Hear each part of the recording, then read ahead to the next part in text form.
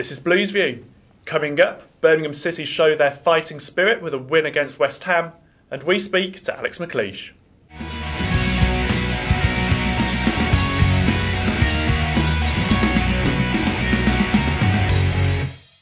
Hello and welcome to Blues View. I'm Paul Bradley and I'm joined in our Fort Dunlop studios by Colin Tatham. Hi Colin. Hello.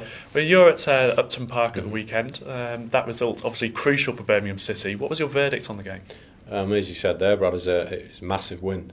It was all about the result really. They couldn't afford to lose it.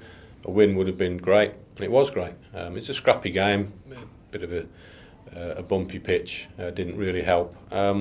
Blues weren't the best in the first half, but they got a measure of it in the second half and changed the formation to good effect and got the goal through Nikola Zigic. And to be honest, West Ham really didn't stretch them and really didn't trouble them that much. And I think it was much more of a disappointment from their perspective than Blues, of course.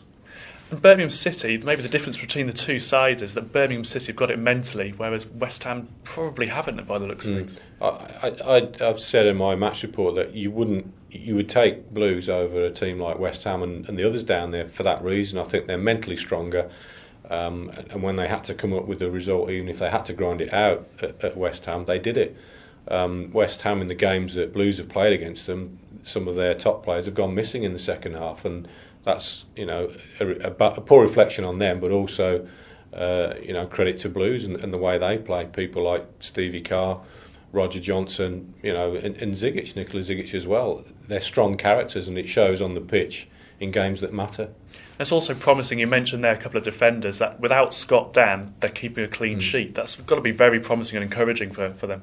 Absolutely. Their great strength last season was that defensive solidity and keeping shutouts, and that was the first in a long time.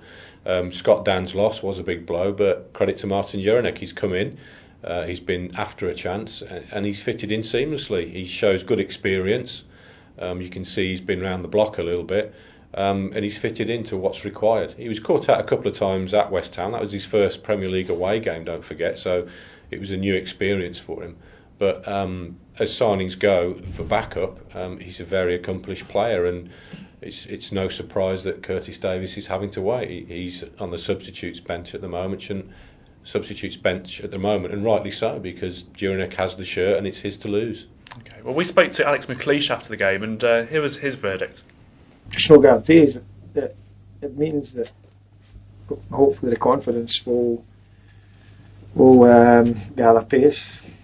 Be good to get another victory in the next 2 or 3 games coming up, victory or two, and it would certainly take us up the table.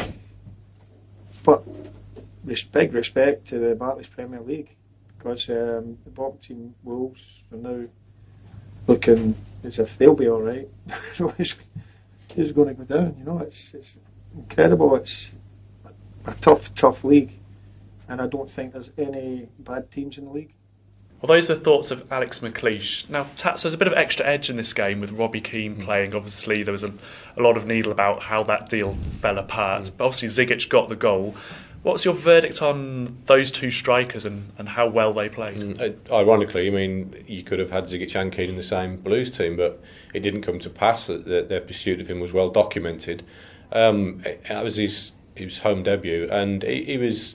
You can see he hasn't played for a while. He wasn't that sharp. He was relatively bright first half, but the second half, Keane was pretty anonymous. And again, that's testament to Blues' defence and the way that they played.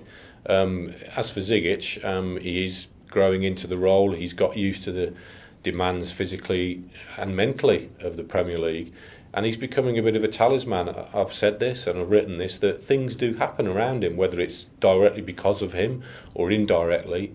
Things do happen, and without a shadow of a doubt, when you're marking a 6'8" big chap who's big boned and he's quite a hard man with it as well, he's there, and he causes mayhem at set pieces and when the ball gets slung into the box. And his header for his goal, his 6th of the season. Wayne Bridge, I don't know what he was doing at the back stick trying to shepherd him, but he had no chance. And without a doubt, Zigic gives Blues a great option, and he's a big asset right now. And interestingly, it was Larson who put that ball into the box for the goal.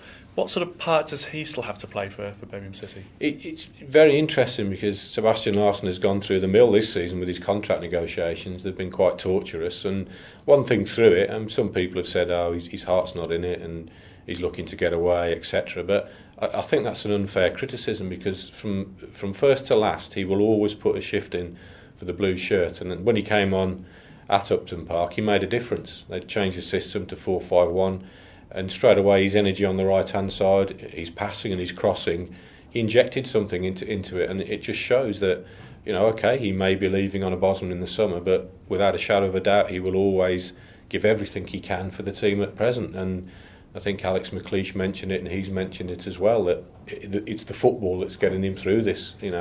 When he's out there on the pitch, nothing can touch him. There's no distractions. There's no controversial speculation. He just wants to play, and it's showing in his performances. Okay, Tats, well, thanks for that today, and thank you for watching. We'll be back later this week with more Blues View.